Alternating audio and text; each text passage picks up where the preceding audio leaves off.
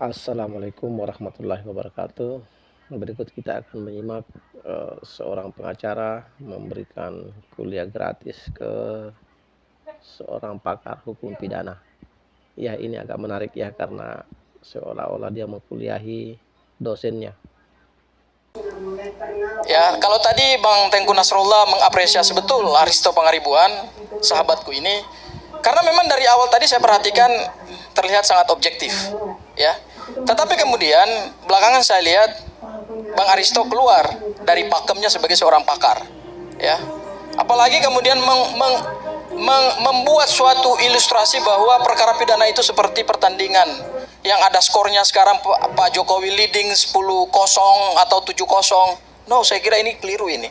Saya tidak pernah mendengar seorang ahli yang bisa ngomongnya seperti ini.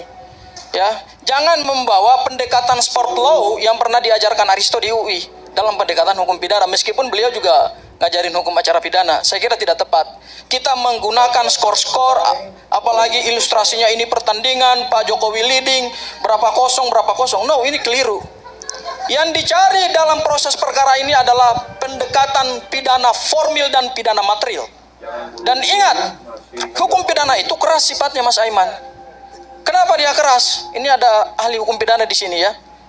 Kenapa dia keras? Karena sanksinya tegas, bisa mengancam kebebasan seorang warga negara sebagai manusia bebas. Oleh karena itu, pendekatan hukum pidana itu tidak boleh kita menganalogikan ini sebagai satu pertandingan. Oh, ini ilmu dari mana ini? Berarti Bang Aristo selama ini ngajarin mahasiswa UI tidak konsisten. Kan beliau ngajarin mahasiswa UI pakai ilmu-ilmu yang sangat luar biasa. Kok di forum rakyat bersuara ngomongnya jadi lain gitu loh. Ya, jadi menurut saya ini pakar yang tidak objektif. Ya, dan pendapatnya tidak akan mempengaruhi proses hukum pidana ini. Ya, mohon maaf kawanku Aristo Pangaribuan.